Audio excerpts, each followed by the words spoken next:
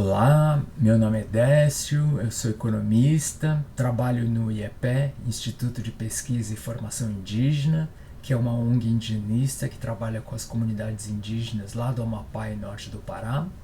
E estou aqui hoje para falar um pouco da nossa experiência com o mosaico da Amazônia Oriental, onde eu sou conselheiro e também participei da formação, né? Então vamos começar aqui falando um pouco sobre a base legal, né? Então, o que é de fato o mosaico? O mosaico é um instrumento criado pelo SNUC, né? Que é o Sistema Nacional de Unidade de Conservação da Natureza, que é a lei lá dos anos 2000 que criou todos esses instrumentos como os parques nacionais, as reservas extrativistas e tantas outras unidades de conservação. E lá também está definido, né, esse instrumento do mosaico, que basicamente une aí unidades de conservação, mas como está aqui né, claramente colocado no artigo 26 da lei, não só unidade de conservação, mas também áreas protegidas e privadas, né? Áreas protegidas, então, aí incluindo as terras indígenas, que deverão, então, né, não só podem, como devem, conforme a lei, fazer parte dessa gestão aí compartilhada. Então vamos entrar aqui na nossa região, né? Estamos aqui no norte do Brasil, no Amapá e norte do Pará, bem essa região aqui, onde é a atuação do IEPE e onde se encontra o mosaico da Amazônia Oriental. Uma região aí que historicamente ocupada por vários povos indígenas, né? Não só na parte brasileira, mas claro também aí nos países vizinhos da Guiana, Suriname, da Guiana Francesa, antes, claro, desses países estarem definidos, né? Então, uma região aí de uma rica sociodiversidade, não só indígena, mas também quilombola, ribeirinhos, extrativistas, né, que fazem parte dessa região. Rapidamente, só passar aqui por um histórico rápido da região. Então, na década de 70, até a década de 70, não havia ainda unidades de conservação ou outras áreas protegidas nessa região. Isso começou na década de 70, na década de 80 também começaram a aparecer as primeiras terras indígenas. Isso ganhou força na década de 90, mas de fato a formação da maior parte dessas áreas protegidas e reconhecimento desses territórios indígenas só aconteceu a partir dos anos 2000. Aqui um mapa que mostra em vermelho aqui, né, o desmatamento na Amazônia brasileira como um todo, e a gente tem aqui em verde escuro as unidades de conservação e em verde claro as terras indígenas. Então, acho que como, né, a maioria de vocês devem saber, as áreas protegidas são aí uma estratégia extremamente eficiente de segurar e combater o desmatamento, e por isso a importância delas e também do mosaico, né? E a gente tem um mosaico aqui que a gente vai estar falando, que está aqui já delimitado em azul. Então é uma região aí, como eu comentei, de muitas áreas protegidas, né, que vão aí desde do litoral lá do Atlântico até, né, se estendendo até o Amazonas, um contínuo de áreas protegidas que incluem aí unidades de conservação, incluem as terras indígenas, mas também vocês podem ver aqui existem territórios extremamente significativos que são terras quilombolas dentro desse território. E aqui destacado as áreas protegidas que fazem parte do mosaico da Amazônia Oriental. E eu vou falar um pouco do histórico de formação desse mosaico, que tem a ver muito com a interação de duas áreas protegidas em particular, que é a terra indígena Wayampi e o Parque Nacional Montanhas do Tumucumac, né? A terra Wayampi, que foi homologada em 96, e o parque que foi criado em 2002, então mais ou menos aí na mesma época do início dos anos 2000. muito importante para esse histórico é justamente essa relação de vizinhança entre os índios Wayampi e a equipe gestora do parque, e eu destacaria aqui algumas questões super importantes que puderam criar aí essa relação aí de ajuda mútua. Então, uma questão, né, sobre o parque, justamente é o maior parque nacional do mundo, né, na época da sua criação. Isso faz com que ele tenha uma ênfase aí, uma prioridade, né, dentro da gestão das unidades de conservação brasileira, e isso é muito importante aí também para a possibilidade deles terem uma equipe e de conseguirem mobilizar recursos aí dentro do ICMBio. O plano de gestão que foi construído pela equipe gestora do parque é extremamente sensível a essas questões do entorno, e isso é muito importante aí para essa relação, né, com a população do entorno, principalmente com a terra indígena Wayampi, que fica aí quase como dentro aí, né, tem quase a maior parte da sua fronteira dentro do próprio parque. E o fato de que o Parque Nacional na época tinha um conselho, um conselho consultivo extremamente atuante, né, onde os indígenas Wayampi e outras etnias e outras comunidades estavam muito bem representados. Muito importante também para a terra indígena Wayampi, que é uma terra indígena homologada, ou seja, não é uma região onde não existia disputa territorial, né? Muito importante então para a relação do entorno de todas essas áreas vizinhas.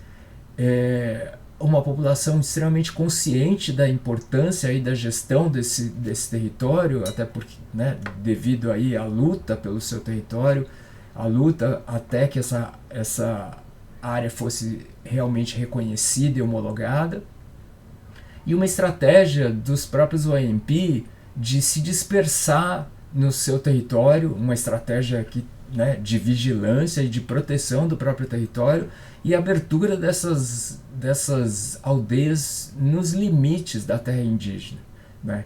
O que complementa muito bem a estratégia de proteção do próprio parque, né? Porque não deixam de ser aí vigilantes que também contribuíram historicamente muito aí para estar monitorando e denunciando invasões no próprio Parque Nacional Montanhas do Tumucumaque.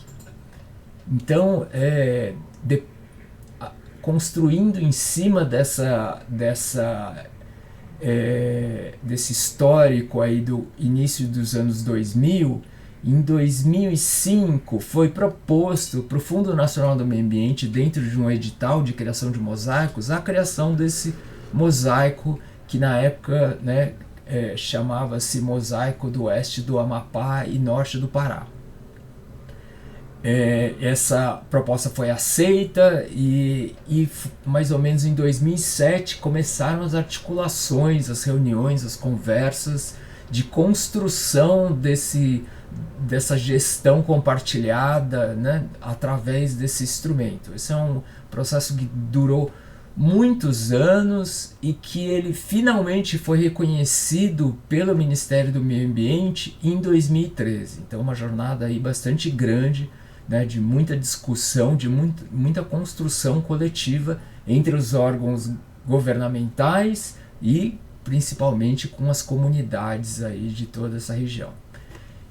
Então, em janeiro de 2003, o mosaico foi finalmente reconhecido. É o primeiro mosaico do Brasil que dentro da sua área formal contém terras indígenas, né? Apesar de, como a gente já comentou aqui, a lei já contempla outras áreas protegidas, um reconhecimento feito pelo Ministério do Meio Ambiente, já que a lei, o SNUC, está sobre gestão, né, em grande parte em gestão do próprio Ministério, mas uma questão já levantada, né, da necessidade da própria FUNAI também estar envolvida, já que, né, a gestão também envolve aí outras áreas protegidas que são não só unidades de conservação.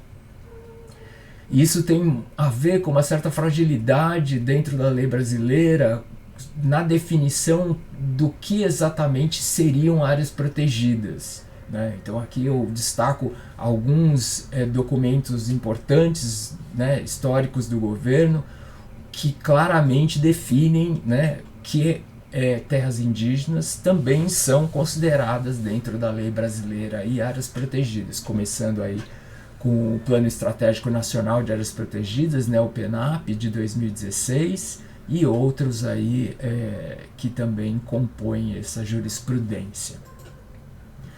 Voltando para o nosso mosaico aqui, é um mosaico de grande sociodiversidade, como eu já tinha comentado, né? São 3 terras indígenas dentro da sua conotação aí, não só a terra indígena Wayampi, mas o Parque Indígena do Tomocumaque e também a terra indígena Rio Parudeste, onde habitam ao todo aí 5 etnias diferentes. Não são só essas comunidades, também, né, a RDS do Rio Iratapuru, que é gerida e onde habitam também os castanheiros, né, e outros extrativistas, mas a gente também tem outras áreas, né, inclusive de entorno, onde existem assentamentos da reforma agrária e também comunidades ribeirinhas aí que compõem então toda essa diversidade dentro do mosaico. O coração do mosaico é o seu conselho, né? O conselho foi criado junto com o reconhecimento do mosaico, né? Todas as unidades de conservação, né, sob o SNUC e também os mosaicos têm um conselho, e esse aqui é o conselho como foi determinado no decreto de criação. São 31 cadeiras, né, com uma certa paridade, com 15 cadeiras para órgãos governamentais, gestores dessas unidades de conservação e outros órgãos governamentais relacionados com esse território, e 16 cadeiras da sociedade civil, sendo 15 das próprias comunidades do mosaico. Então, dentre essas 16 cadeiras, temos aí 5 representantes indígenas das 5 etnias, também 5 representantes dos castanheiros e 5 representantes aí das comunidades extrativistas e assentadas, e uma cadeira para uma organização não governamental que é hoje ocupada pelo IEPE. Né? Então, antes, né, nesse histórico todo, antes do reconhecimento, né, mas também, né, nos anos que vieram depois, a gente teve aí uma enormidade de atividades relacionadas a esse conselho e também ao território, né? Então, reuniões aí das articulações políticas, articulações bilaterais aí entre as comunidades do entorno e as comunidades também de dentro do mosaico, capacitações, né, intercâmbios, articulações aí com os órgãos de governo, atividades conjuntas entre órgãos de governos, né? A gente tem aí dentro do mosaico unidades de gestão federal sobre o ICMBio, de gestão estadual sobre a Secretaria do Meio Ambiente do Amapá e também municipais de 2 prefeituras. Então existe aí um ambiente bastante rico de interação, de possibilidade aí futura, né, de articulação e de gestão compartilhada dentro desse mosaico aí. Eu diria também que entre os desafios que a gente tem enfrentado nos últimos anos, a gestão em geral do território tem sofrido muito, não só o mosaico, pela desmobilização dos conselhos das unidades de conservação, né? Tanto federais como estaduais, tanto de dentro do mosaico, como também as vizinhas, que estão muito impactadas aí pelo enfraquecimento dos seus órgãos gestores. E o mosaico também como um conselho, e um conselho complementar a toda essa gestão individual das unidades de conservação, também tem sofrido com isso, né? Em especial aí com o decreto de 2019 que revogou parte desses colegiados onde o governo atuava, e existe ainda aí uma disputa jurídica para entender se esse órgão colegiado em específico dos mosaicos ele está incluso nessa possível revogação ou não, né? Então o ICMBio tem um parecer jurídico já que os conselhos das unidades de conservação não são afetadas por esse decreto, e nosso entendimento também que o Conselho do Mosaico, como um conselho também semelhante a das unidades de conservação criadas e sob o SNUC, também, né, não estaria afetado por esse decreto. Mas não deixa de afetar, né, a sua gestão aí nos últimos anos, e também, né, a dificuldade de mobilização desses territórios remotos devido à pandemia. E só terminando aqui, então, para citar que esse não é o único mosaico, né, de áreas protegidas do Brasil. Esse é um dos 29 mosaicos aí, reconhecidos oficialmente pelo Ministério do Meio Ambiente, vários deles na Amazônia, e outros aí em outros biomas também, e tantas outras propostas de mosaico que estão sendo discutidas, né? E com isso termino a minha apresentação aqui, agradecendo a vocês.